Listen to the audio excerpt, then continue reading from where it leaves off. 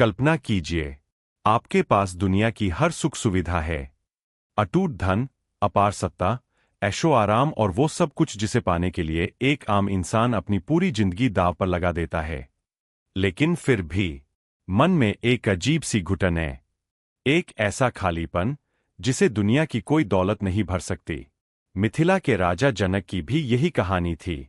सब कुछ पाकर भी उनके मन में एक ही तड़प थी, मैं कौन हूं? यह सब क्या है? क्या इसी भागदौड़ का नाम जीवन है? उन्होंने सैकड़ों ग्रंथ पढ़े, हजारों गुरुओं से मिले, पर आंतरिक शांति कहीं नहीं मिली। तभी एक दिन मिथिला के दरबार में एक ऐसे साधु का आगमन होता है जिसका शरीर 8 जगहों से टेढ़ा मेढ़ा था। उन्हें देखकर कोई भी पहली नजर में हंस देता या घृणा करता। उनका नाम था ऋषि अष्टावक्र। दरबार के बड़े बड़े पंडित और ज्ञानी उन्हें देखकर हंसने लगे कि यह भला हमें क्या ज्ञान देगा। लेकिन राजा जनक की नजरें अष्टावक्र की आंखों में अटक गईं। उन आंखों में एक ब्रह्मांड जितनी गहराई थी, एक ऐसा सन्नाटा और सुकून था जिसे जनक जीवन भर खोज रहे थे। और यहीं से शुरू होता है इतिहास का सबसे क्रांतिकारी संवाद, अष्टावक्र गीता। अष्टावक्र गीता कोई साधारण धार्मिक किताब नहीं है। यह आपके और मेरे जीवन का एक ऐसा एक्सरे है जो हमारी सोच की धज्जियां उड़ा देता है। हम सब आज भाग रहे हैं एक ऐसी मंजिल की तरफ जो शायद अस्तित्व में ही नहीं है। हमें लगता है कि जब बैंक में इतने पैसे होंगे तब मैं खुश हूंगा, जब वो प्रमोशन मिलेगा तब जीवन सफल होगा, जब वो इंसान मेरी जिंदगी में आएगा तब मैं पूरा हूंगा।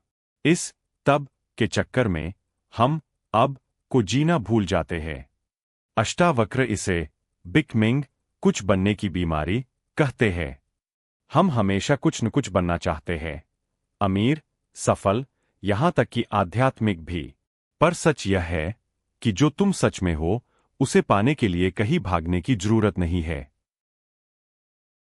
अष्टावक्र राजा जनक से कहते हैं, तुम यह शरीर नहीं हो, तुम यह चंचल मन भी नहीं हो, तुम तो वो आकाश हो जिसमें विचार रूपी बादल आते और जाते हैं।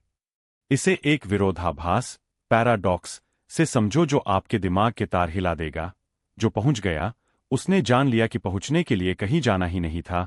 बुद्ध, कबीर, ओशो, इन सबने अंत में यही जाना कि खोज बाहर नहीं है। मंदिर, मस्जिद, किताबें, यहां तक कि गुरु भी सिर्फ एक उंगली है जो चांद की तरफ इशारा कर रही है। समझदार इंसान उंगली को नहीं, चांद को देखता है। और वो चांद, वो परम सत्य तुम्हारे भीतर ही है। अष्टावक्र तुम्हें कहीं नई जगह पहुंचने के लिए नहीं कह रहे, वो तो तुम्हें तुम्हारे अपने घर वापस बुला रहे हैं।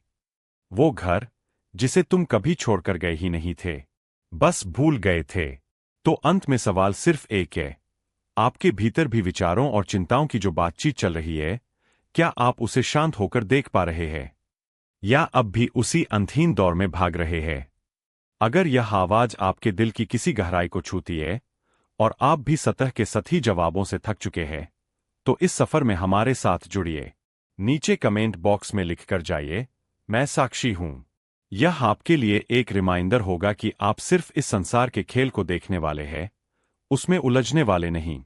शांत रहिए, देखते रहिए। धन्यवाद।